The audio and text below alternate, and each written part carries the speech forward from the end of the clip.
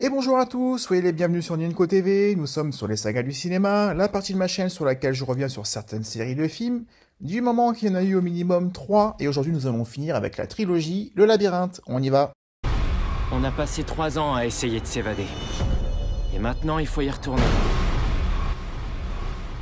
Le Labyrinthe 3 ou Le Remède Mortel est un film toujours réalisé par Wes Ball qui raconte comment Thomas et les blocards restants vont décider d'en finir une fois pour toutes avec le Wicked en les faisant exploser de l'intérieur pour mettre fin à leurs agissements et leurs expériences inhumaines. Le film est sorti en 2018 alors que les deux premiers étaient sortis à un an d'intervalle. Ce décalage est dû, entre autres, à la blessure sérieuse de Dylan O'Brien lors d'une cascade du film, ce qui a considérablement repoussé le tournage et a également eu un impact sérieux sur la série Teen Wolf qui a dû se passer de son acteur vedette durant une bonne partie de la saison 6. L'attente fut donc longue et la frustration importante pour les fans du jeune acteur, que je trouve pour ma part absolument brillant et hallucinant dans Teen Wolf, et on en parlera bientôt prochainement. Et les fans du Labyrinthe aussi étaient impatients d'en finir, et comme dans les vidéos précédentes consacrées à cette saga, plutôt cette trilogie, je vais pointer certaines différences entre le livre et le film, avant de vous donner mon avis sur le film en lui-même dans la deuxième partie de la vidéo. Thomas est gérable. Il finira bien par débarquer tout seul.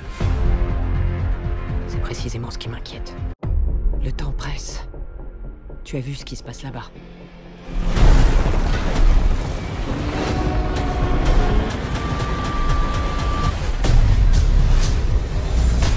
Remonte!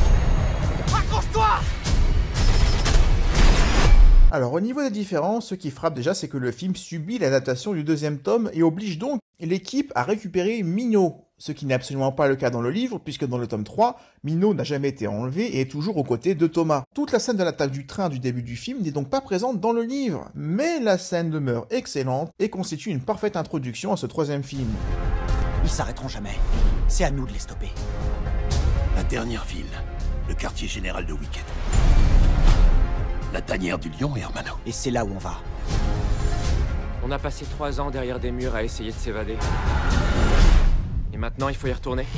L'histoire commence au siège de Wicked, dans lequel on promet enfin aux blocards la fin des épreuves et la récupération de leur mémoire oubliée au travers d'une opération chirurgicale, ce que Thomas, Minot et Newt vont rejeter fermement, n'ayant plus aucune confiance au Wicked. Ils décident donc de s'échapper, en libérant au passage Jorge et Brenda, qui révèlent tous les deux avoir travaillé un moment pour le Wicked. En fait, le début du deuxième film ressemble au début du troisième livre, dont le deuxième film s'est particulièrement inspiré. Le point commun étant que l'opération visant à leur rendre leur mémoire consistait à extraire le vaccin de leur cerveau, ce que l'on voit dans le deuxième film, ce qui les encourage à fuir. Là, ce qui les encourage à fuir, c'est de ne pas croire le Wicked, qui prétexte vouloir faire une opération tout à fait standard alors qu'il veut tout simplement les tuer, car les tuer, pour avoir le vaccin, c'est précisément l'enjeu de la troisième épreuve. Au passage, et pour faire pression à l'ensemble du groupe, l'homme rat, dans le livre, ou Johnson, dans le film, annonce publiquement au groupe que Newt n'est pas immunisé, et les premiers symptômes apparaîtront rapidement à la suite de ça, et la maladie de Newt se développera très vite, alors que dans le film, Newt le découvre plus ou moins par lui-même. Autre différence, dans les livres, les blocards ont un implant dans leur cerveau depuis le premier tome, ce qui permettait au Wicked de projeter des hallucinations, ce que j'ai entre autres développé dans le deuxième livre, dans la vidéo précédente, et cet implant permet également de contrôler les personnages, et c'était le cas lorsque Gally a tué Chuck, car dans le livre, ce n'est pas la figure d'un griffeur qui permet ce contrôle,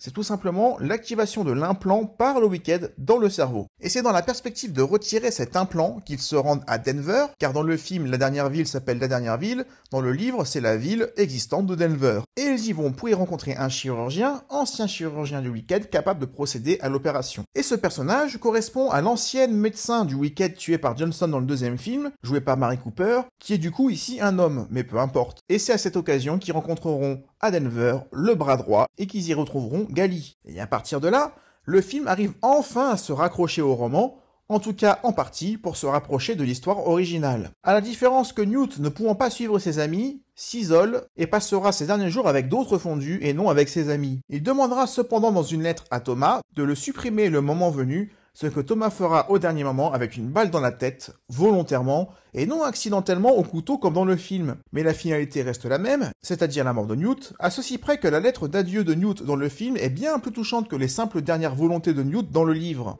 Je me souviens de ton premier jour quand t'es remonté de la boîte, le petit nouveau complètement effrayé qui se rappelait pas son nom.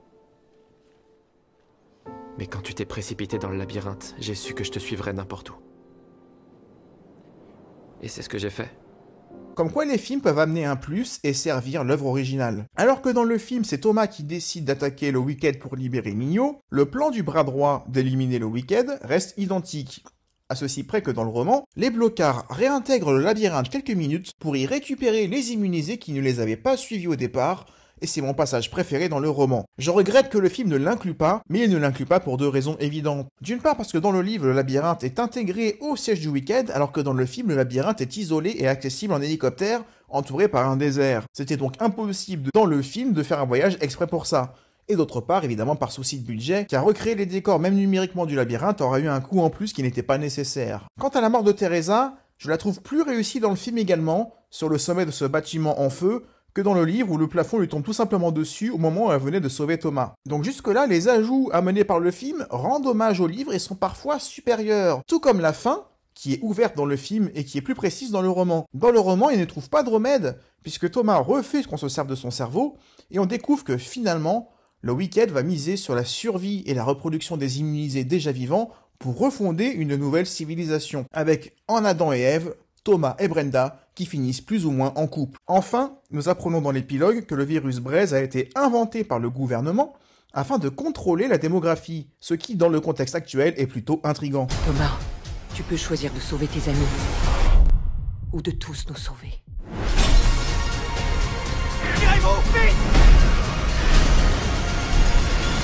Je viens de citer les principales différences entre le livre et le film que je trouve bien moins importantes et appuyées que dans l'épisode 2, d'où un film plus proche de l'esprit du livre à partir du moment où Gali fait son retour. De nous avoir trahis. Je l'ai fait pour notre bien.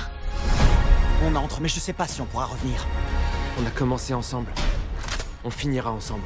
Quand le film s'émancipe du livre, c'est vraiment encore une fois pour le bien des spectateurs, et c'est pour de bonnes raisons, soit pour des scènes d'action mémorables, avec par exemple le saut du haut de l'immeuble, impressionnante et palpitante,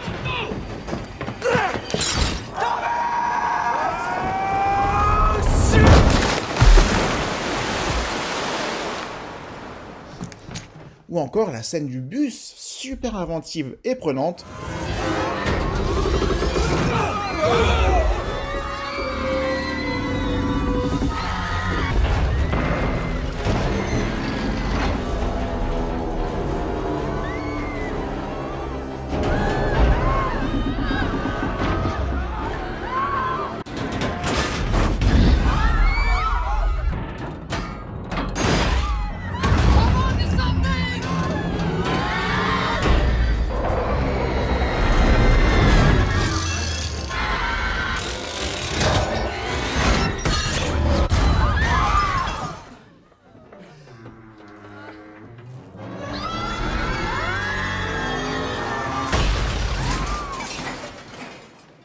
à l'image de toutes les scènes d'action de la trilogie qui sont vraiment de très très bonne facture. La guérilla dans le Wicked avec des voitures qui volent véritablement à travers l'écran sont vraiment haletantes et on sent que la plupart des scènes d'action ont vraiment été tournées à partir du réel en minimisant l'utilisation des fonds verts ou des effets visuels habituels. En quelque sorte des scènes d'action old school qui font vraiment plaisir. De plus, le film est visuellement aussi intéressant, majoritairement de nuit, avec un beau travail sur le bleu, et cette ville résolument moderne, grouillant de surfaces vitrées, tranche singulièrement avec les deux autres films, le premier étant concentré sur le bloc naturel qui tranchait avec les murs en béton du labyrinthe, et le deuxième plus apocalyptique et désertique. Du coup, chaque film a son ambiance, le mystère dans le premier, le survival horror dans le deuxième, et enfin ici dans un chapitre final qui doit amener à une conclusion définitive.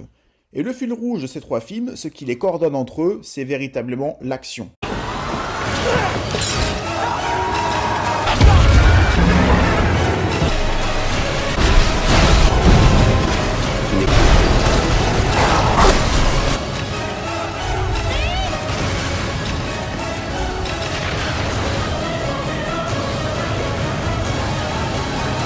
Bien utilisé, au bon moment, pour emmener le spectateur là où il faut, quand il le faut. Et le seul défaut pour moi de cette trilogie au final, outre le côté un peu mosaïque et juxtaposé des ambiances et des films qui sont vraiment très différents entre eux sans vraiment de cohérence, c'est surtout le scénario qui est parfois un peu léger, avec ce Wicked ambigu mais pas bien creusé. Cette dualité entre ce qu'il faut faire pour le bien de tous et les limites à ne pas dépasser pour atteindre cet objectif n'est pas assez prononcée et creusée à mon sens, en tout cas dans les films, surtout dans le deuxième, où on ne comprend pas forcément les positions de certains, en particulier Teresa. Mais le labyrinthe reste une très bonne trilogie d'action, très divertissante, très plaisante et pour tous les publics, doté d'un casting très appréciable, tant chez les adultes que chez les ados. Je dirais en conclusion que la fin du troisième film, contrairement au livre, laisse la place à une suite car la fin est ouverte. J'espère que nous verrons ce quatrième opus un jour, car il serait intéressant de voir ce que cette licence pourrait devenir en s'affranchissant définitivement des livres, puisque le film, si suite il y a, devra faire sans le roman original associé. Nous en avons fini avec la trilogie du labyrinthe, donc ce sera tout pour aujourd'hui. Merci d'avoir suivi la vidéo, merci de vous abonner à la chaîne si vous appréciez mon travail et pour manifester votre soutien. N'hésitez pas à mettre des commentaires et à partager la vidéo si elle vous a plu, et on se retrouve bientôt pour un prochain numéro des sagas du cinéma. D'ici là, prenez soin de vous. Ciao.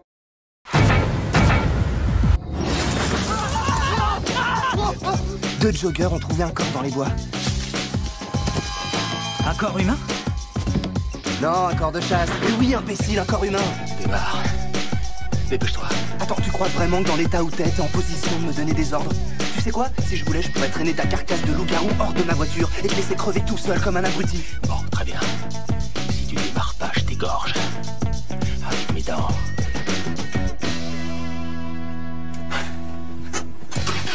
Je sais pas, t'as attrapé un lapin ou une autre bête et j'en ai fait quoi? Tu l'as mangé? Cru? Non, t'as dû le cuire avant dans ton petit four de loup-garou. Comment tu veux que je le sache? C'est à toi de te souvenir.